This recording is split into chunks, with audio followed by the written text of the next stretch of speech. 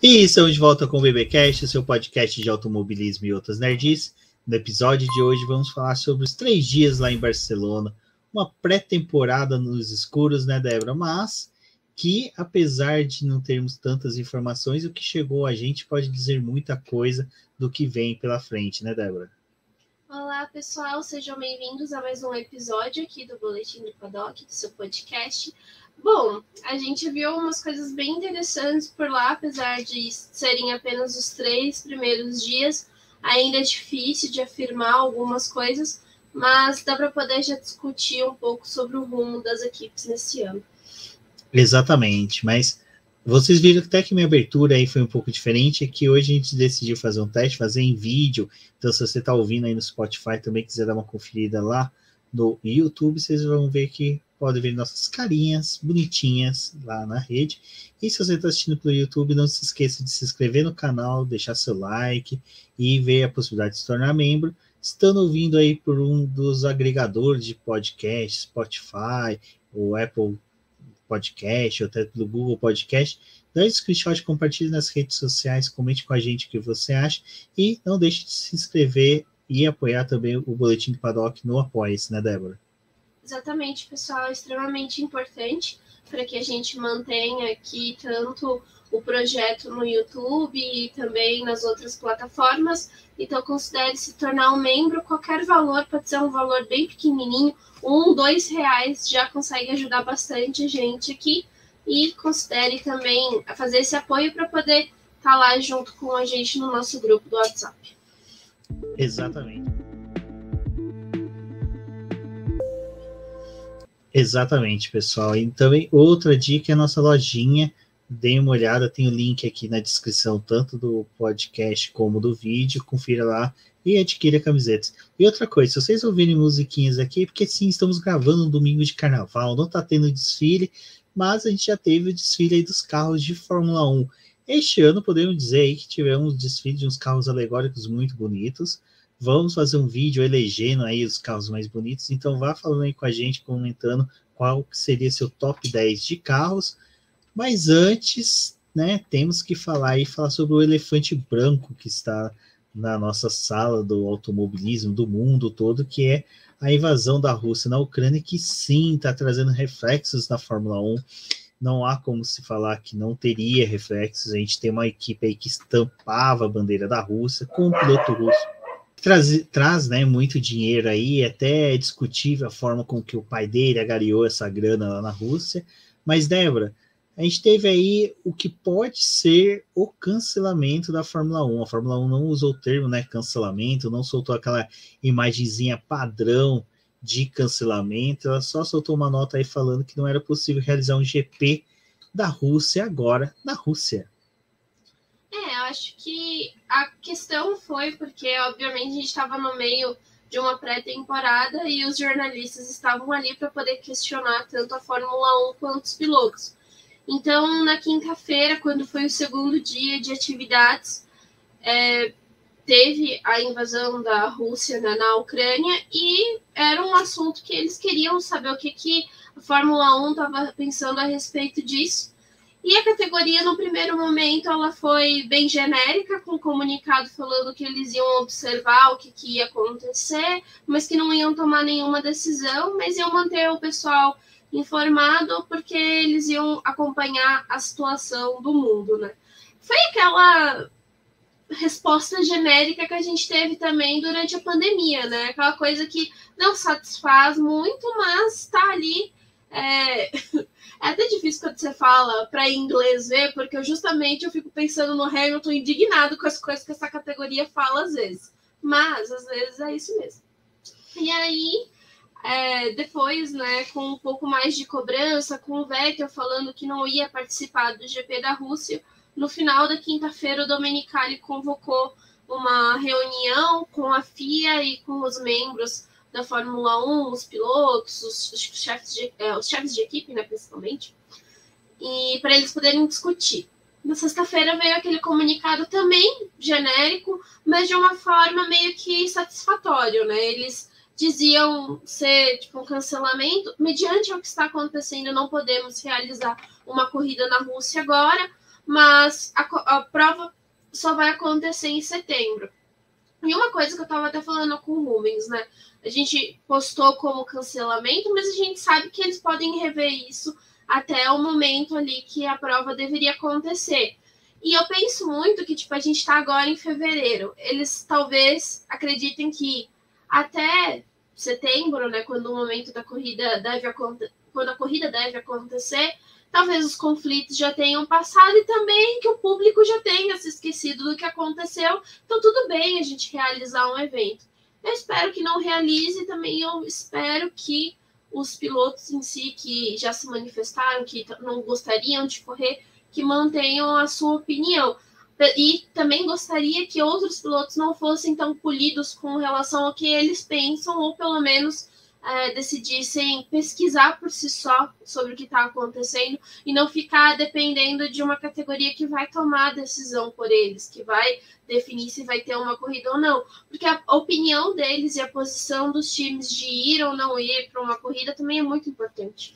Exatamente. Sebastian Vettel foi o primeiro a falar, né, que não iria. Teve pronunciamento também do Verstappen, falando que não se deve correr num país que está em guerra, mas também foi uma resposta bem polida. Mas isso já é uma resposta, e outros pilotos foram meio que falando, assim, muito por cima. Lewis Hamilton se pronunciou também nas redes sociais, e dos pilotos, assim, eu acho que um destaque não é um piloto que está no grid da categoria, é o Robert Schwartzman, que é um piloto russo, que ele até se pronunciou, falou como é difícil, né, a situação dele, tudo, que ele não queria estar passando isso, e ele vê a posição de atleta, e aí é legal que ele joga para cima até dos próprios atletas russos, essa situação de tipo, olha, nós tínhamos que estar dando bons exemplos, né, e não deveríamos estar em guerra. Então achei bem bacana o pronunciamento dele, e isso que a Débora falou, eu sinceramente acharia muito legal permanecer a Rússia no calendário da Fórmula 1, mas não para este ano, possivelmente não para o próximo. Acho que para a geração, acho que atual, assim, que a galera que está bem, que está acompanhando mais as questões políticas dos últimos 10, 15 anos, não sabe o transtorno que é você ver o que acontece no leste europeu. Eu, acostumado ali nos anos 90, ver muita desgraça, muita coisa ruim. Então, assim, muitos países que hoje a gente já vê até participando de Copa do Mundo, que já tem fronteiras prontas, nos anos 90 ali não tinha, então era uma situação muito difícil, era uma situação muito complicada, e a gente rever toda essa situação sendo recriada, traz péssimas lembranças, e eu acho que a Fórmula 1 realmente não deveria arcar com os custos de poder participar de uma corrida no país que está acabando de derramar sangue de compatriotas, né? Porque a Ucrânia, praticamente assim, boa parte da população deles é formada por russos ou descendentes russos, então é bem complicado isso. A gente vê que, bom, tem outros momentos aí que a Fórmula 1 acabou correndo, né? No meio do apartheid eles correram, mas também teve ali a própria corrida do Bahrein, né? Foi cancelada uma vez, porque estava tendo também alguns conflitos e eles não foram. Então, eu acho que eles têm que também olhar, porque a categoria ela tem uma proporção muito grande. Ela é vista, né? Então, se você força e decide ir para um país, você está indo contra o que muitas outras categorias e também esportes extremamente importantes já bateram o pé e falaram que não vão, né? Então, por mais que a competição deles aconteça mais agora para o começo do ano, eles já estão vendo que não é correto. Fora que, conforme está passando os dias desse conflito, a gente está vendo também os países colocando sanções para a Rússia, tentando conter os avanços deles. Então, tirar algumas coisas dessas... Por mais que, assim, eu não gosto muito de punir os atletas, ainda assim, talvez a única forma que tenha de fazer essas coisas para que talvez a Rússia em algum momento se toque que o que ela está fazendo é completamente errado. Né? Exatamente, até é interessante isso que a Débora falou, e até pensei agora, o tio Delvas do podcast F1 Brasil, o pessoal que acompanha o canal fica brincando que ele cita muito o livro do Adrian Newey, né, e eu sou um cara que vai citar muito o livro do Bernie Ecclestone, Eu Não Sou o Anjo, recomendo que leiam, que eu acabei de passar pelo trecho em que ele começa a negociar com vários países que precisavam de ter visibilidade no mundo para poder atrair turismo. Um foi a África do Sul, com a questão do apartheid, e até quando ele é questionado sobre isso, né, sobre você está levando a Fórmula 1 para um país que quer criar visibilidade para colocar uma cortina de fumaça, né, sobre o apartheid, ele falou, para mim não importa isso, o que me interessa é o dinheiro que eles pagam. E a mesma coisa foi quando ele começou a ir para países que eram questionados até ali no próprio leste europeu, quando surgiu o GP da Hungria. Hoje a gente vê o GP da Hungria dentro do calendário da Fórmula 1. Ele foi o primeiro evento esportivo lá em 1986 que furou a cortina de ferro, né? Que chegou num país da União Soviética, que fazia parte da União Soviética, a realizar esse GP. Então o Bernie Ecclestone já tinha isso e a Fórmula 1 meio que se soube de valer disso. Falou assim, olha, é uma categoria que tem visibilidade mundial, vamos vender nosso espaço para países que precisam vender uma boa imagem. Diga-se de passagem, até o Brasil, se você parar para pensar, o GP do Brasil começou na época do regime militar aqui, né? Então, também foi uma forma disso. Até a Argentina também passava por uma situação bem parecida na década de 50, 60, 70, quando teve GPs ali. Então, a Fórmula 1 sempre se vendeu, vamos pôr assim, sempre se prostituiu para países que queriam ter uma boa visibilidade no mundo. Então, não se engane se ano que vem tenha GP da Argentina. Da Argentina seria legal, porque eu queria ir para a Argentina. Mas GP da Rússia, e se vacilar, se GP da Rússia lá em Sochi seja jogado para o final do ano, eles têm um remanejamento ali de calendário para poder, assim, no último momento que possa, ali quase do clima, para receber essa corrida. Então, assim, é bem complicado. E, Débora, falando em reflexos desse cancelamento do GP da Rússia, a gente teve as mudanças ali até a própria da Haas, né? Que fez o último treino com o carro todo branco, lavaram ele com Cândida, e ficou aquela dúvida se o Mazepin competiria ou não. O Gunter falou que sim, mas já começa a ter dúvida até da permanência, né, dele na Haas, como também a própria patrocínio da Uralkali.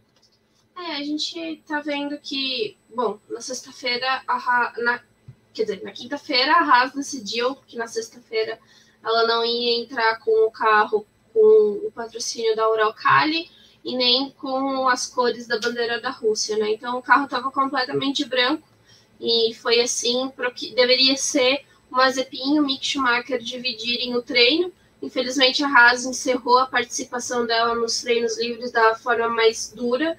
O carro quebrou pela manhã, eles não conseguiram voltar para a pista, tinham dado só 9 voltas, o que foi bem pouco, mas começou a discussão da permanência do Mazepin e durante a quinta-feira a Haas tinha cancelado as suas coletivas, então nem o Gunter e nem o Mazepin, que deveriam ter falado com a imprensa, não falaram. E na sexta-feira o Gunter acabou falando, mas o Mazepin não, né? O Mazepin ele só deu um pronunciamento no Twitter dele. E, bom, a questão é que pode realmente acontecer alguma sanção aí quanto à participação do Mazepin, porque a gente já está vendo um movimento muito forte com a seleção da Rússia, que não vai mais poder usar o hino, que vão ter algumas coisas para... se eles forem jogar, eles vão ter que jogar em território neutro, não vai ter participação do público, já estava retornando a participação deles. E, bom, como isso tudo pode impactar a Fórmula 1? Porque é também uma categoria que está dentro das vigências do mundo, né? Que tem que seguir as ordens. E pode ser que a gente tenha realmente alguma coisa com relação a um piloto russo guiar na Fórmula 1, que seria ele, né? Hoje a gente só tem ele como esse piloto. E com relação ao patrocínio, que é o que mantém ele, a gente pode ver a Uralkali não conseguindo fazer a transferência de dinheiro para a Haas por conta dos bancos da Rússia, que também estão sofrendo sanções para que o seu crédito, né, não está sendo mais liberado. Então, a empresa do Mazepin pode realmente também sofrer alguns problemas aí para poder repassar esse valor. Obviamente tem algumas formas de burlar isso, que foi uma das coisas que eu até falei num texto na sexta-feira, Eles poderiam usar uma empresa de fora da Rússia para poder fazer o pagamento do patrocínio. Então, ao invés deles pagarem as dívidas que tinham para a Uralkali, eles pagam para a Haas e aí manteria o Mazepin correndo normalmente. Mas aí também tem que ver se o piloto em si não vai ter alguma punição, como a gente já está vendo algumas questões com outros atletas que já estão sofrendo repressões mesmo para poder jogar, os outros times não querem jogar com eles, estão pedindo cancelamento de jogos, então isso também pode acontecer na Fórmula 1. O Gunter falou que acreditava que o Mazepin ia correr o ano normalmente, né, não ia ter nenhum problema, mas se ele ficasse fora de algumas corridas, que o Pietro ia correr. E aí também foi aquela declaração meio padrão, acho que para poder deixar o pessoal feliz, mas a gente sabe que se o Mazepin sair é muito complicado para o Pietro ficar, porque não é questão de uma corrida, é uma questão de uma temporada com 23 provas, e ele provavelmente não tem esse patrocínio ou esse dinheiro necessário que a Haas tem, né, com o Mazepin lá dentro. Então vamos ver como é que isso vai se desdobrar, mas eu acho que de certa forma foi bom, assim, estou colocando entre aspas, que tem aí praticamente 15 dias para eles resolverem essas questões. Então, a Haas ia conversar com a Uralkali, né, ia conversar com relação a esse patrocínio, ver como é que eles vão seguir depois de tudo isso. Mas uma coisa que o Gunter tinha afirmado, que acho que foi bem importante, ele dizer que não tinha tido uma pressão do governo dos Estados Unidos ou de qualquer outra pessoa para que eles removessem o patrocínio. Eles só fizeram isso para poder pensar o que vai acontecer com a Haas nos próximos meses. Alguns pontos têm que ser levantados, que, assim, o pai do Mazepin, ele é um dos grandes multimilionários que financiam o governo Putin, que financiaram o Putin ao poder. Ele é um cara que está sempre dentro das estratégias da Rússia, questão de crescimento, vendas. Até eu fiz 2 tweets explicando isso, que a Uralkali é uma das maiores fornecedoras de fertilizantes para o Brasil, então até aquela viagem do Bolsonaro lá para a Rússia envolveria sim as empresas do pai do Mazepin, porque ela é uma das maiores fornecedoras de fertilizantes para o Brasil. Então, até isso às vezes influencia, porque o sobrenome é de peso. A gente teve aí já, que nem o próprio Max Mosley, que foi presidente da FIA, de certa forma, várias vezes ele foi questionado porque o pai dele era de extrema direita na Inglaterra, era simpatizante do nazismo. O Balestre também foi um soldado da resistência francesa que tinha imagens com suásticas nazistas, então sempre ficaram questionando se ele era soldado nazista ou se ele era infiltrado, mas nunca se soube muito bem, mas pelo tipinho de pessoa acreditava muito que ele fosse nazista. Então, lógico, eu não estou comparando o pai do Mazepin com o nazista, só estou colocando assim, situações em que você questiona a pessoa e a permanência dela dentro da Fórmula 1 começa a ser questionável. Então, esse é um risco. Uma coisa tem que ser pautada, o Nikita, até onde a gente sabe, ele só é um jovem que está sendo levado por uma onda, a gente não sabe quanto que ele tem de influência simpatizante por qualquer coisa que o Putin esteja fazendo, mas também não vamos colocar a mão no fogo por ele. De qualquer forma, eu acredito aí que o Pietro, se ele vier a correr no máximo 2, 3 corridas, até se resolver, eu acho que o Mazepin vai tentar fazer de tudo para permanecer na categoria, vai tentar fazer de tudo para poder permanecer com o patrocínio da Uralkali ou de alguma empresa que seja conveniada, seja de parceira dela no mundo inteiro. A minha torcida maior é porque a Haas resista, né? O próprio Grosjean, tadinho, o Grosjean deve estar pensando em mim. O próprio Gunter veio e falou que o problema não seria dinheiro, mesmo com a saída do patrocínio, eles conseguiriam se manter na categoria. Então, isso já é um bom sinal. Mas o segundo assento seria interessante para a equipe no desenvolvimento do ano ser firmado por um piloto que trouxesse patrocínio. O Schwartzman, que é um piloto russo, né? Ele também é da academia de pilotos da Ferrari, então poderia ser interessante. Até se fala muito até do próprio Giovinazzi voltar, sair da Fórmula E. Eu sou um cara que não gostaria, eu acho que o Giovinazzi... Tá bom. Mas o Giovinazzi valeria a pena permanecer na Fórmula E para poder se firmar. Tá. Então, eu acho. O carro é igual. É a mesma cor, não a mesma cor, não, né? Não, mas aí a gente dá um jeito, entendeu? Estavam até zoando, né? Não, você fez, né? O calendário da Fórmula E não se conflita com a da Fórmula 1, então dá para ele fazer os dois ao mesmo tempo. Não, só vai ter duas corridas, mas aí coloca outra pessoa para correr no lugar dele lá na Fórmula E. Coloca o Schwartzman, né? Coloca outra pessoa. Então, assim, vamos aguardar, né? Torcer para que tudo se resolva, todos saiam felizes e as melhores decisões sejam tomadas, mas que o Pietro pudesse correr, pelo menos fazer a pré-temporada aí. Bahrein, eu já coloco minha mão no fogo que ele possa fazer. Bahrein, eu já acredito que sim.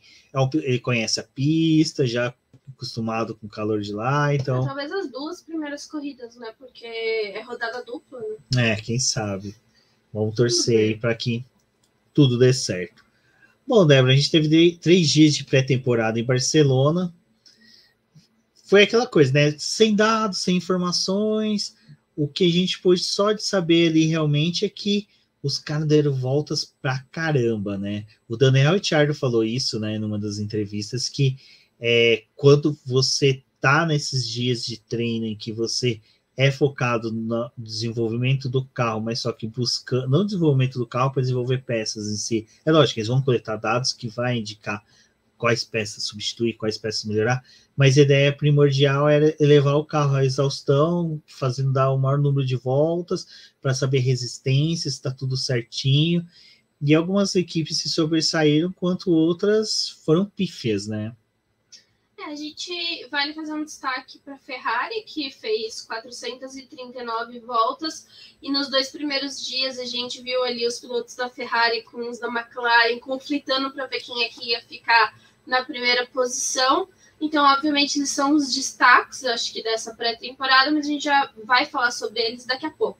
Vamos falar sobre os tristes, né? Os que não andaram muito, coitadinhos. Bom, eu acho que é a piadinha que eu fiz lá no Twitter, né? Que Gene Haas veio todo pomposo para esse ano, super animado, carro novo, dupla de pilotos novos que eles poderiam moldar ali no seu carro, um motor zeradinho, afiado, né? Adulterado, como a Ferrari gosta, mas não rolou, né, gente? Esses 3 dias foram bem complicados, o carro quebrou várias vezes, só que a gente vê que o interessante não teve quebras no motor, o que eu acho que para a Ferrari deve ter sido muito bom, porque assim como os carros deles que andaram bastante, as quebras que tiveram não foram relacionadas ao motor, foram outras questões, mas a Haas quase não andou. A gente viu assim que é bem triste, né? Porque a equipe vai para a pista para poder tentar coletar dado, para poder ver se o carro está funcionando da forma como eles gostariam, e as análises que eles fazem é mais para poder ver se as peças estão funcionando como eles esperavam, porque tem todo aquele design, tudo que é feito no túnel de vento, mas o túnel de vento não dá o 100% para eles. Eles precisam realmente colocar o carro na pista.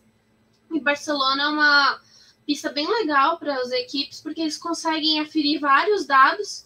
É um circuito que eles já conhecem bastante, tem uma combinação de curvas de alta e baixa e média velocidade, tem uma reta bem importante. Então é bem legal para eles, mas a Haas não conseguiu andar. E o que chama até atenção é que às vezes que o Mazepin entrou no carro e que o carro quebrou com 9 voltas. Gente, foram 9 voltas. É o número dele, né? É o número dele, olha isso. Olha só, Romero. Não tô achando nada. Não andou, gente. Enfim. E a Alfa Romeo a mesma coisa, né? Quem conseguiu andar mais foi o Zul no segundo dia. Ele passou das 70 voltas, mas a mesma coisa com o Bottas. Dava poucas voltas ali já e o carro quebrava. Bom, esse início de pré-temporada, como a gente falou, é para poder verificar a confiabilidade e mostra que esses 2 carros não são confiáveis. E aí o porquê, né? Mas tem mais 3 dias, tem mais um ano inteiro para eles correrem, por que esses 3 primeiros dias são preocupantes? Se você quebra no primeiro dia, ou em um desses dias, é uma coisa. Agora você quebra nos 3 dias. Isso acaba acendendo um alerta. E é justamente essa questão da confiabilidade que pode impactar no restante do ano deles, porque você fica naquele limbo de a qualquer momento você quebrar o carro.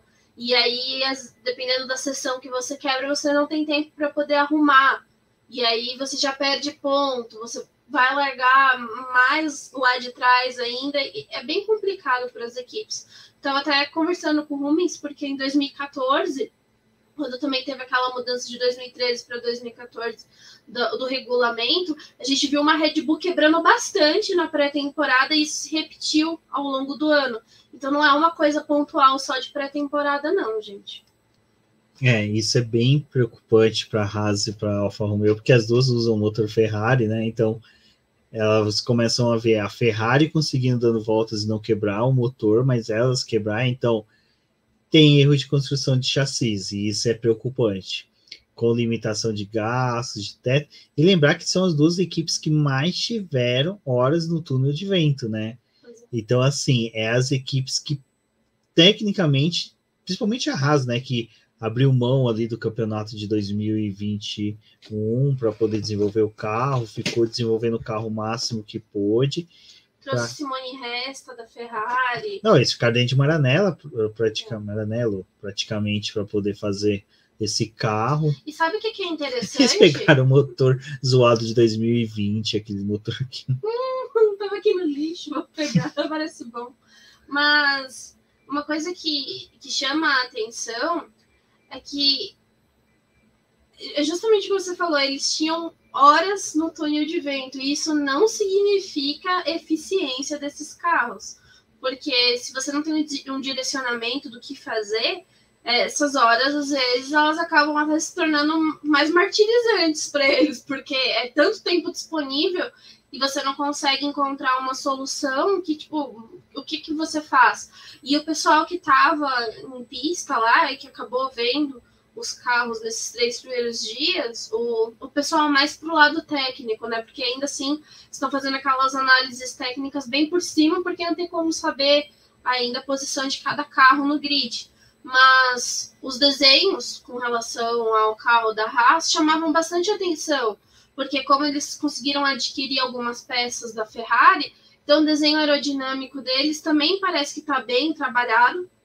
E essas peças que eles conseguiram da Ferrari também ajudaram a moldar o formato do carro. Mas isso não se comprovou como tipo, uma Haas tão rápida quanto uma Ferrari, com uma confiabilidade tão boa quanto o carro da Ferrari. Não, e o problema maior que a Haas e a Alfa Romeo vão sofrer é que tipo a Williams, que era a última ali do grid, seria a última, ela deu um salto, né? Conseguiu entregar nos testes, não quebrou tanto, então... Não, a Williams nem quebrou. Nem quebrou, né? Pena. O álbum poderia ter quebrado. A Alfa Romeo, ela provavelmente, assim, ela tá concorrendo a ficar na última posição do grid esse ano. E... eu acho que o carro era camuflado, porque eles pensaram assim, se der merda, não, a gente joga no mato. Eles esqueceram a performance dele em algum lugar, entendeu? Camuflaram deles mesmo. Joga no brejo, ninguém acha essa bosta. Não, na verdade, gente, eu vou fazer a teoria da conspiração. A Alfa Romeo não tinha nada pronto, entendeu? Ela foi com o carro da FIA olhar o que o pessoal fez e vai fazer um compilado, tem 15 dias para montar um carro decente, entendeu? É isso que aconteceu, entendeu? Teoria da conspiração. Vale a pena. A única coisa bonita da Alfa Romeo vai ser o quê? A pintura. O bom vai passar lentamente, vai dar para ver, vai dar para tirar. Não, e o pior é que agora a pintura dela realmente tá parecendo o carro da Dragon da Fórmula E, né? Tá igualzinho. Se tirar o Giovinazzi, não precisa nem tocar o macacão, né? Não, mesma coisa. E a dupla da Dragon, diga-se de passagem, é melhor que a dupla da Alfa Romeo. Apesar que usou ainda, coitado, né? Coitado. Ai, pobre não, iludido. gente, agora eu vou fazer aqui a malvada, eu torço, né, para né? que ele se dê bem. Eu queria tanto, eu gosto dele. Eu não tenho críticas, mas eu tô aqui esperando o Bottas acertador de carro que todo mundo falou que ele era. Acertar no muro, isso, né? Ele é bom para acertar nos outros. Na Hungria a gente vai ver. E teve uma coisa também que eu lembrei, que a gente tava até conversando, e acho que vale a pena falar aqui, né? Porque... impressionante o carro quebrar na mão de quem? Do Bottas e do Mazepin. O quanto que esses caras estão forçando o carro para que ele quebre, gente? Os dois. É que eles ainda acham que estão com aviso prévio, né? No caso do Bottas, eles acham que estão com aviso prévio da Mercedes, e o Mazepin está tentando fazer uma bomba termonuclear, né? Com o carro da Haas, vai entender, né? Vamos ver o que acontece. Mas das duas, né? Coitadas, torcer. O que eu fico com dó é exatamente dos pilotos que estão no cockpit do carro ao lado, né? Que vai ser o Mick Schumacher e o Zhou, que são dois pilotos que mereciam ter um carro bom para desenvolvimento. Né? E para piorar na questão do Mick Schumacher, né? Carlos Sainz é aquele cara que continua entregando, né? Então, assim. Carlos Sainz e o Charles Leclerc, durante esses dias, eles pareciam estar numa sintonia muito boa com o projeto da Ferrari, e é bem legal porque os dois, eu não quero falar que o nosso carro é muito bom, que a gente é os melhores do grid, não, mas a gente tá super confiante, sabe? Tipo, os dois estão realmente felizes com o carro que eles têm, e o Binotto também ficou bem contente com o que eles conseguiram fazer. Então, é o que a gente estava falando, né? Ferrari e McLaren foram um grande destaque dessa pré-temporada pelo número de voltas que conseguiram, mas também por não terem quebrado, por conseguirem cumprir o cronograma que eles tinham definido. E por mais que a gente tenha visto a Mercedes liderar no último dia, não é nem a questão de liderar, porque esses tempos que eles fizeram na pista pouco importam, né? Tipo, ninguém... Não, a Mercedes é aquele clássico caso que eles pensam que o carro é um 1113, que de uma loja de material de construção, eles colocam saco de cimento, saco de areia, o carro anda pesado a pré-temporada inteira, porque assim, a Mercedes nunca, desde 2010, quando ela voltou, ela nunca foi de pré-temporada fazer andando com carro para mostrar o que ela ia trazer. Exatamente, ela sempre foi de ficar quieta. Na verdade, a maioria das equipes nunca mostram. A única realmente assim que mostrou mesmo que ia fazer era a Brown GP em 2009, mas em 2009, para quem não lembra, a gente estava assim, mas esse carro ele tá fazendo isso para pegar patrocínio ou é para poder ser mesmo isso? E todo mundo pensava que era patrocínio. Na hora das corridas ali na Austrália, a gente viu que não, que o carro realmente era rápido. Mas de resto, ninguém mostra mesmo, é tudo oculto. Tirando a Haas e a Alfa Romeo, que tá mostrando que vão quebrar pra caramba. Mas o pessoal também tava comentando, né, que é muito difícil você fazer volta rápida nesses primeiros dias. Não é nem porque você não quer mostrar para os outros, é porque você não tem nem parâmetro de comparação para ficar dando volta rápida, tipo, com o carro. Não é isso que eles querem ver. O que é mais importante para eles é saber o ritmo de corrida, o quanto que as peças vão durar ao longo do ano. Então, os testes de pré-temporada, eles fazem uma avaliação ali do motor. Com tantos quilômetros a gente vai ter que trocar tal peça. Com tantos quilômetros a gente está tendo desgaste nisso. A gente viu bastante eles testando vários assoalhos, porque o assoalho é a peça mais importante do carro desse ano. O desenho embaixo dele para poder conduzir o fluxo do ar é a chave também, né?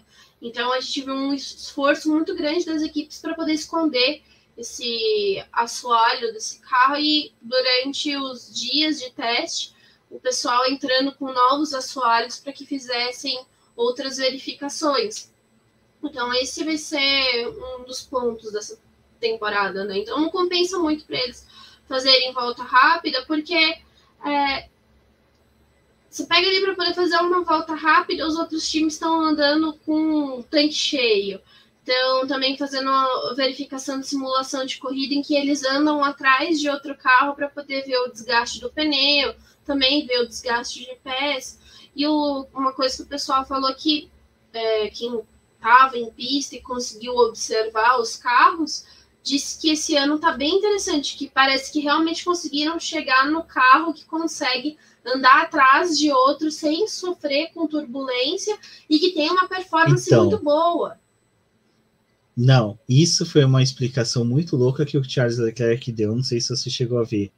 Ele fala, não, esse carro melhorou bastante a questão da aproximação, mas é assim, a 1,5 segundos tá ótimo, a gente consegue se aproximar. A 1 segundo tá um pouco parecido com o que era antes.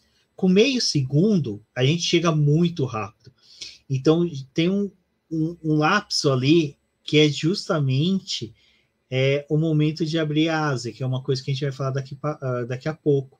Então, até mesmo durante os treinos, a gente via muitas vezes que nem o Lewis Hamilton, ele, naquela malevolência que ele sabe muito bem, ele ficava ali correndo, mas ele via no retrovisor que tinha alguém, ouvia que ia ultrapassar alguém, ele ultrapassava ou segurava o carro atrás para ver quanto que ele conseguia aproximar para fazer a ultrapassagem. Ele foi um dos pilotos que mais testou essa aproximação. Ele, o próprio Charles Leclerc foi acho que essa galera que quer saber mesmo, que sabe que vai disputar posições, foi fazer isso. Acho que o Richard Norris também fez isso, de fazer essa aproximação para poder ver, e eles viram que cada carro tinha um comportamento diferente do outro. Então, até esse estudo foi realizado nessa pré-temporada. Não, isso é uma coisa muito importante para as equipes, né? O desempenho que eles vão ter. Eles estavam conhecendo o pneu de 18 polegadas nesse carro. A gente tem que lembrar que os testes que foram feitos com o pneu de 18 polegadas foram num carro que era modificado no passado. Então, nem mesmo a Pirelli sabia ao certo como que ia ser o comportamento nesses carros.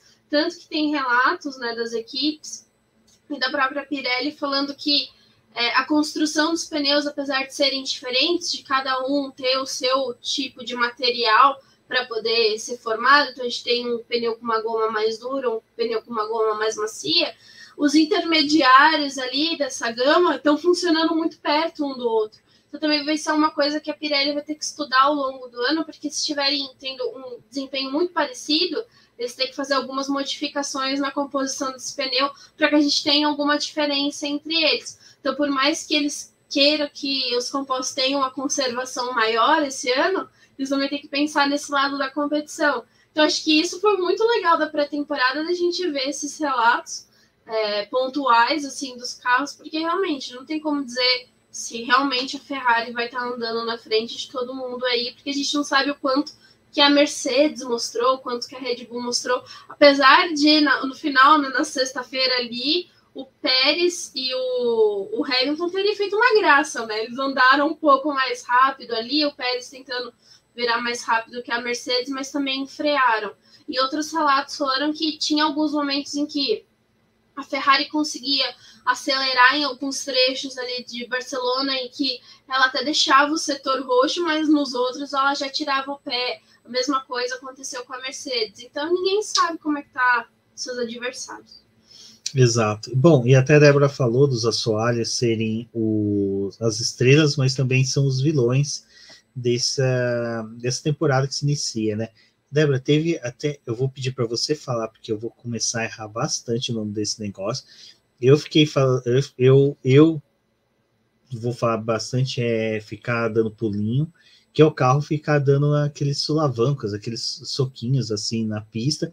Até o Lucas Santoc, lá do Projeto Motor, no Twitter, ele falou que lembrava aqueles músicos, né, aqueles carros que o pessoal coloca que fica a suspensão jogando, que é o estilo lowrider, né, e é bem interessante que eu vou colocar aqui para quem estiver assistindo no YouTube o videozinho do carro do nosso querido Leclerc, deixa eu colocar aqui para vocês verem, fazendo aí esse bump, né?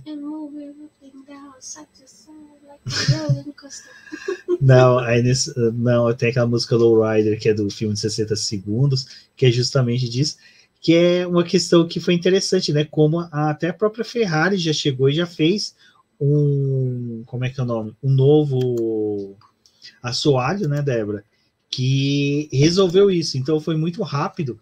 Engraçado que eles já tiveram o problema, mas eles já estavam, na verdade, com um assoalho lá que solucionava esse problema, que os carros estavam tendo esses solavancos, né? Eu fico imaginando isso em pistas de rua, como deveria ser difíceis aí para ser guiado. No próprio Circuito das Américas, né? Que é um circuito que... Já tem o bump natural, né, da pista. Já tem o bump natural, imagina com esse tipo de carro, né? Mas, explicando de uma forma genérica, porque não sou técnica nisso, mas do pouco que eu li de especialistas falando sobre o assunto, é que é um efeito chamado purposing. Era uma coisa muito conhecida nos anos 70 e 80, quando a gente também teve carros com efeito solo. E isso é provocado porque a gente tem o ar passando na parte de baixo ali do assoalho, mas esse efeito solo é o quê? É para poder fazer com que o carro cole no chão. E esse assoalho, o desenho dele, ele é feito para poder conduzir a passagem do ar. Então, conforme ele vai passando, ele vai ficando cada vez mais sem espaço e mais apertado ali. Então, quando isso acontece, o carro vai mais rápido, ele desliza melhor.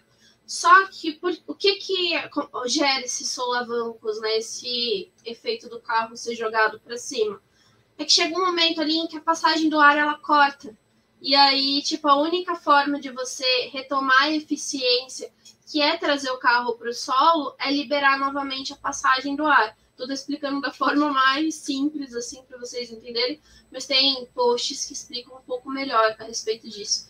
Então, para poder liberar a passagem do ar e para a gente ter novamente toda a cadeia aí, né, de a passagem do ar novamente retomar na parte de baixo do carro, o carro colar no chão, ele tem que liberar ele, então tem esse solavanco. Isso, quando eles falaram, eu achei, gente, isso acontece uma vez, sabe? Tipo, na reta. Não, isso acontece várias vezes porque é muito rápido. Então, tipo, se ele pega uma reta muito longa, aquilo vai acontecendo várias e várias vezes e o carro vai saltando muito. A parte ruim é que você perde performance com isso, porque esses solavancos não é algo que deveria acontecer. Seria facilmente resolvido se a gente tivesse a suspensão ativa, né, Rubens? E também o sistema hidráulico. Mas é uma coisa que os carros desse ano não têm. Então não é tão simples assim de resolver. E o Minotto falou, a gente tem a como trocar o assoalho para poder evitar que isso aconteça. Mas também não é tão simples. Porque por mais que eles tenham feito testes com outros tipos de assoalho que até minimizem isso, não é tão simples porque depende da forma como esse carro foi construído. Então também tem a parte do desenho aerodinâmico em cima. Então não é uma questão tão fácil de resolver porque você, dependendo do que você faz ali de troca, você perde também performance. Então às vezes é até melhor ficar com o solavanco do jeito que tá. É uma questão que as equipes vão precisar pensar, porque a gente viu muito a Ferrari e a Aston Martin falando sobre o assunto e reclamando, mas pelas imagens que tem, todos os times estão sofrendo com isso. Eles vão ter que pensar como resolver e qual tipo de assoalho vai ser melhor para cada pista, como que eles vão trabalhar isso ao longo do ano. Porque é um efeito que acontece só na reta. Na curva, como não tem essa passagem tão exacerbada do ar, isso acaba não acontecendo. Bom, para quem está assistindo no YouTube, vocês sabem, né? A regrinha, quando tem um gato no vídeo, na live, deixe seu like. O Salem não poderia deixar de dar sua opinião. A Débora me explicando, me lembrou muito de um conceito que tem na aviação, que é esse bump que tem, é porque formam tipo umas bolsas de ar debaixo do carro. E acontece também no avião. Tipo assim, eu fiz aqui um avião rapidinho, né? Com página que eu tenho do Electra, com a caneta, que na hora que o avião tá pousando, às vezes você vê o avião fazendo isso daqui, ó. É porque exatamente acontece a mesma coisa. Você tá tendo a bolsa de ar que é gerada por causa da velocidade do avião, aqui embaixo, e você também tem o stall, que o avião tá perdendo velocidade e tá estolando. Então, esse bump que acontece ali é justamente isso. É o efeito solo que puxa o carro para baixo, mas daí, de repente, ele estola. Aí ele dá aquele salto para cima. Então, são dois conceitos até mesmo que é bem legal, que é da aviação, que acontece no carro de Fórmula 1. Então, cara... E é preocupante, né? Os carros de Fórmula 1, porque dependendo da forma como isso acontece, a traseira do seu carro fica solta. Então, se isso está acontecendo, você vai entrar numa curva, você pode perder o carro por conta disso. Então, não é tão simples assim. E é até engraçado, porque os times falaram, a gente até, lembrou disso, mas não levaram muito em consideração na hora que... Alguém falou, né, durante o café, e se acontecer de carro ficar saltando? Que isso, você acha? Isso? 2022, isso não acontece mais, isso é coisa do passado. Tipo o turbolag, né? a física mesmo. Mas vamos ver, né? O Binotto aí nessa de resolver, não resolver, esse é um problema que é legal que chegou para todos, mas ficou muito mais evidente nos carros da Ferrari. Então é aquela coisa, né? Espionar os demais para ver quais foram as soluções que os outros aplicaram para não ter uma forma tão forte. Outra questão que a gente teve também na Fórmula 1 né, nesses 3 dias, né, Débora, foi a questão do DRS, né? Porque a ideia era esse carro da Fórmula 1 não ter mais dependência, né, do DRS, ele tivesse ali que não utilizar. E, no entanto, que este ano, pistas que tinham 3 zonas, né, de DRS, possivelmente teremos 2 apenas. Pistas que tinham 2, vai ter uma, e que tinha uma, vai continuar aquela uma mesmo. Mas poderão ser trechos menores, algumas mudanças aí de quando vai ser o momento de acionar, o momento de retirar, e aí vai daquela coisa que eu falei do Leclerc, ele falou que quando chega a 1 segundo que ele tá para chegar no carro, a turbulência é semelhante do ano passado, mas ele não fez isso com o DRS aberto, e a outro carro também com o DRS aberto, então vai ser bem interessante isso. Eu vou colocar aqui para quem estiver no YouTube ver como funciona o DRS este ano. Então, se pudesse. Acho que o legal é porque, bom, o primeiro questionamento era de como que essa peça do DRS ia abrir, porque quando foi apresentado naquele carro da FIA, não tinha um desenho muito bem definido da asa traseira e até parecia que não tinha como ter um DRS ali. Então, encontraram uma solução. Aquela pá de cima ainda abre, mas é diferente do carro do ano passado. Então, isso foi resolvido, vai ter DRS esse ano. Mas os comentários dos pilotos também é muito variado. Uns falam que, bom, parece interessante, parece que vai ajudar durante a corrida. Outros acham que talvez pela proximidade mesmo dos carros, isso não vai fazer tanta diferença nesse ano, que o DRS poderia ser uma peça descartada. Acho que realmente vamos ter que ver durante essas 23 corridas que vamos ter, quais vão ser os comentários das equipes e se isso vai valer para 2023. Lembrando que esse ano é um ano de aprendizado para todas as equipes. Todos vão ter que aprender a lidar com os seus carros e, além de desenvolver a aerodinâmica deles, também pensar nos projetos futuros para a própria categoria, se o DRS ainda é efetivo como uma parte para poder gerar as ultrapassagens, porque se esses carros conseguirem andar tão próximos quanto eles acham, mesmo com o Leclerc falando que tem uma parte ali de turbulência, mas outra que você já consegue avançar, talvez nem seja tão necessário isso. E eu acho que o que chamou a atenção com relação à turbulência foi as imagens que a gente teve no final da sexta-feira com os carros andando na chuva, porque aí a gente tem uma ideia de como que funciona a aerodinâmica desses carros, né? A gente consegue ver o desenho dela trabalhando nesses carros e por conta desse assoalho que foi feito para essa temporada e também de todas as coisas que foram pensadas, a gente vê que muito dessa área que era a mais complicada do ano passado, que gerava turbulência, morre no pneu traseiro ali. Então a gente tem uma ação entre o começo do carro, o pneu dianteiro, mas ela para no pneu traseiro, então parece que pouca coisa se escapa para o que seria gerado para um carro de trás, ou até mesmo com relação ao trabalho do difusor desses carros. Então, acho que é uma coisa que é interessante, mas a gente vai precisar de mais avaliações para poder saber na segunda fase da pré-temporada. Vale lembrar que um grande aprendizado que a gente teve nessa questão da busca da Fórmula 1 de carros serem mais próximos e ultrapassagens foi o ano de 2008 para 2009. As regras que visavam 2009 eram justamente semelhantes a esta, então, mas só que a gente via que o design dos carros de 2009 eram horríveis. Aquela Brown GP que ganhou, por exemplo, a asa dianteira, tinha ali uns espaços que pareciam uns caixotes, então assim, eram uns traços bem toscos.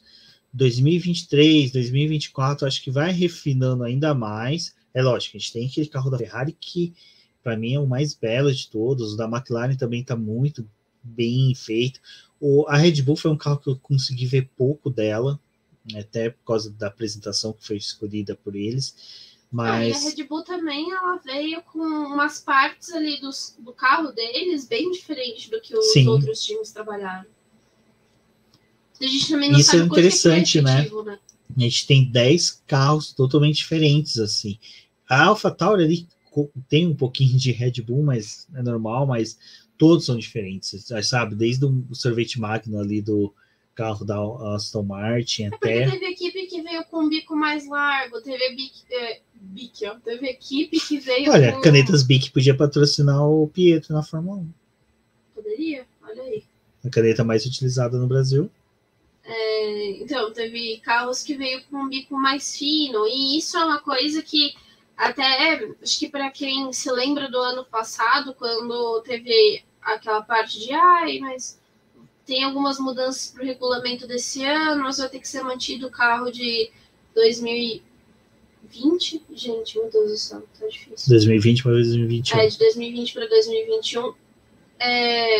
A gente viu em algumas apresentações que algumas equipes tinham mudado o bico do carro, tinham deixado um bico mais fino. E aí depois isso não se provava tão efetivo, porque o que adianta você mudar a parte frontal do carro se você não trabalhou a traseira do seu carro? Então tem isso também, tipo, os conceitos dos carros desse ano foram levados em consideração absolutamente tudo. Então, você tem um bico mais grosso ali, mas também tem a parte traseira do carro que não é igual de nenhum outro. E é normal nesse primeiro ano a gente ter carros tão diferentes, porque ainda ninguém sabe quem acertou mais. No segundo ano, já com essas mudanças, com essas regras, né, novas, aí a gente já começa a ver um pouquinho de carros mais parecidos, porque eles vão começar a mirar o projeto deles nos carros mais eficientes e vão mudar um pouco do seu conceito, da sua filosofia, para poder se adequar no que é considerado um carro mais rápido. Por isso que eu falo, tipo, a temporada mais legal que teve ali pós mudança de 2009 realmente foi 2012. Então, vocês levaram quase 3, 4 anos para poder refinar o desenvolvimento dos carros. E culminou dos carros que foram até o ano passado. Então, vale a pena. Acho que... Mas esse ano eu estou bem otimista. Eu acho que vai ser um ano bem interessante aí. É aquele ano que, pela primeira vez, eu acho que eu vou gostar de ter 22 etapas, porque eu quero ver muito o que vai ser feito nos próximos meses. Mas dentro disso, né, Débora, a gente teve ali os testes com pneus de chuva, como você falou. Aí vai minha crítica. Porra, eles poderiam ter feito esses testes lá em Paul Ricard, né? Dá para ter feito cada sessão com um traçado diferente, porque a pista tem 87 possibilidades de traçado, se eu não me engano. Dá para, tipo assim, cada carro que passava mudava o traçado, tipo escadas de Hogwarts. E ainda molhar, né? Fazer meia pista tipo molhada. Interlagos, né? Quando tem corrida lá no cartódromo. Exatamente. Né? Tem hora que vai para a pracinha, tem hora que vai lá para o bacião. Mas eu acho que, assim, foi válido, né? É um teste porque eles tinham testado esses pneus mais com carros de 2020 e 2021. Agora eles fizeram o teste com esse carro real, que foi quando a gente viu, que nem a Débora comentou agora há pouco, os vórtices, né, sendo criados ali no carro, que foram imagens bem legais, que você confere aí nas capas da publicação, que eu vou utilizar essas imagens, porque ficaram bem legais. Bom, então a gente teve esses testes, como não teve chuva em Barcelona nesses dias, então não teve aquela coisa de forçar os times a usarem esses pneus para chuva. Então a Pirelli tinha que arrumar uma forma de fazer com que eles testassem esses compostos, porque por mais que a gente não tenha tantas corridas com chuva no calendário da Fórmula 1, é uma questão de segurança, né? Não dá para você simplesmente fingir que esses pneus não existem e quando você mais precisar deles, eles terem que ser utilizados. Então, para poder fechar a pré-temporada, eles molharam a pista artificialmente na sexta-feira, no período da tarde. Então, encharcaram ali as primeiras voltas que os pilotos deram, foi com a pista mais molhada. Infelizmente, em decorrência de algumas quebras que a gente teve na manhã, como da Aston Martin, Alpine, a própria Haas não ia conseguir mais andar, a Alfa Romeo já tinha, né, ficado com Deus. A gente teve pouca gente testando os pneus de chuva como deveria acontecer, e eles deram pouquíssimas voltas com os pneus de chuva extrema, eles acabaram andando um pouco mais com os intermediários, porque a pista foi secando, como foi molhado com caminhão-pipa, obviamente que ia secar. E, gente, tava calor. Assim, calor não, né? Modéstia à parte, não estava tão calor assim. Tava calor para quem mora na Europa, porque ainda é teste de inverno, né? Por isso que chama teste de inverno. Mas tinha um solzinho lá, não tava tão gelado quanto... Não, e a água escorre, né? A água... Tipo, eles esqueceram que chove, continua. Eles tinham que ter catado, colocado o pessoal com mangueira, tipo assim, dos bombeiros, molhando. O piloto passava, ele mirava a água na cabeça do piloto, assim. Mas... as primeiras voltas fez aquele spray maravilhoso, né? Que você fala, nossa, gente, se chover mesmo... Colocava os mecânicos, os pilotos com os borrifadores, assim, na reta, fazendo pss, pra ficar molhando. Que... Digamos assim, que a gente teve 2 horas de pista molhada. As outras 2 foi com o pessoal dando volta de novo com pneu de pista seca mesmo. O Hamilton ficou treinando, né? Vendo até onde que ele conseguia desgastar para fazer slim, que ainda fez a volta mais rápida. Bom, é isso aí, né? A Pirelli também ainda vai fazer outras análises, porque tem a segunda fase de teste, então eles vão verificar novamente os compostos. Eu não sei se eles agendaram o teste de chuva, né? Até porque no Bahrein não vai chover, né, gente? Já choveu. Nossa, já pensou se vai ter uma corrida com chuva no Bahrein? Que lindo, velho. Abre a temporada com chuva. Que lindo. Enfim, né? Algumas pessoas tiveram, então, a oportunidade de conhecer os pneus de chuva, outras não. Quem não conheceu, fica com Deus. Fica com Deus, porque a Alfa Romeo demitiu Jesus, né? Então, não há muito o que se fazer. Bom, eu acho que foi isso, né, Débora? Teve as quebras, como você disse, né? O carro ali da Alpine e da Aston Martin pegaram fogo, né? Então, vocês podem ver que carros com letra A não tiveram sorte nessa sexta-feira. E aí, agora a gente tinha a chaleira amarela, né? Que era a Renault. E agora a Alpine chaleira rosa? É que a Alpine, para poder... A BWT tem um sistema de filtragem de água por meio do vapor. É por isso que estava pegando fogo, estava soltando aquela fumaça. Uma chaleira, então. É uma chaleira cor-de-rosa. Acho que quebras normais, assim, porque também foram times que andaram bastante. Deixa eu até pegar aqui quantas voltas que eles deram. Peraí.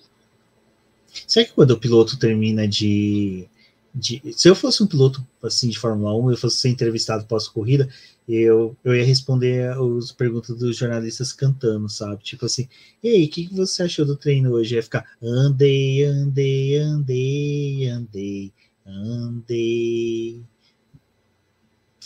Lindo, hein? Rei do gado feelings. Mas, então, a Aston Martin deu 295 voltas, foi bastante.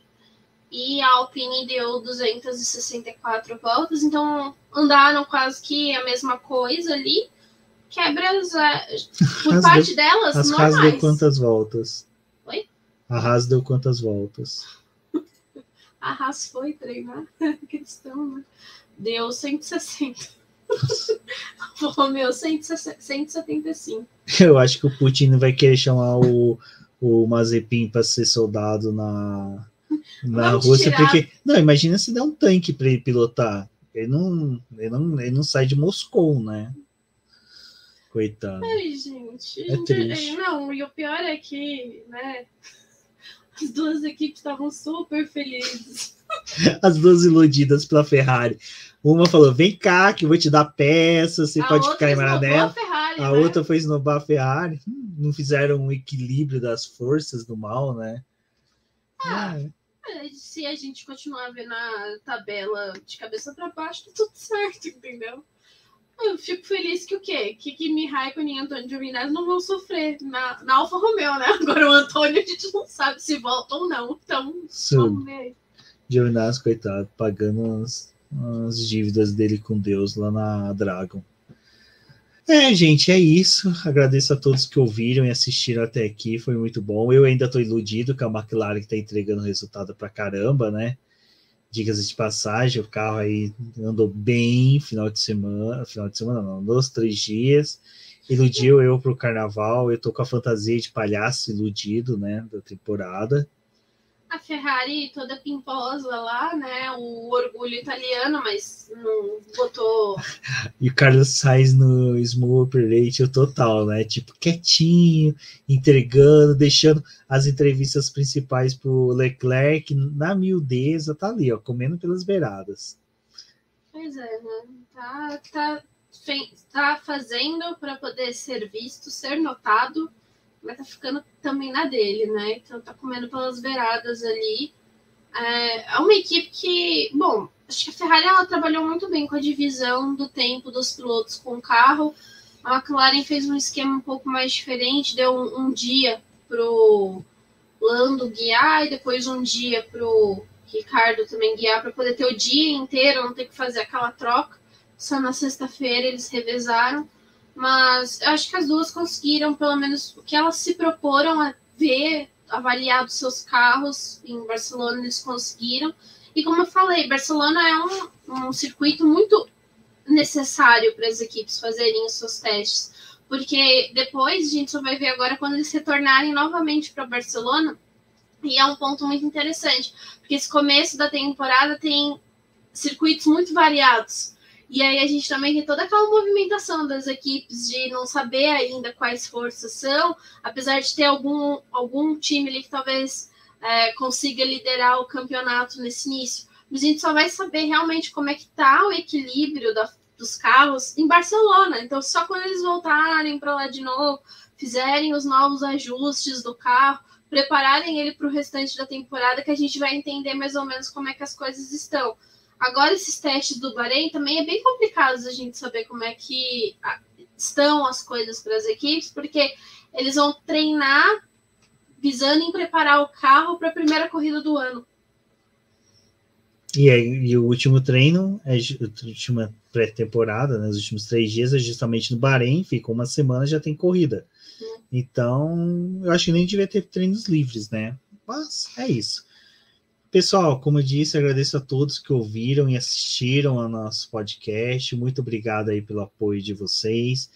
Agradeço imensamente. Então, não deixem de se inscrever no canal, seguir a gente nos agregadores de podcast. Também verifique a possibilidade de se tornar um apoiador do Boletim do Paddock, membro aqui do canal do YouTube. Eu sou o Rubem GP Neto, agradeço a todos, um forte abraço e até a próxima. Eu sou a Débora Almeida, me acompanhe nas redes sociais e também o Boletim do Paddock em suas redes sociais e até uma próxima.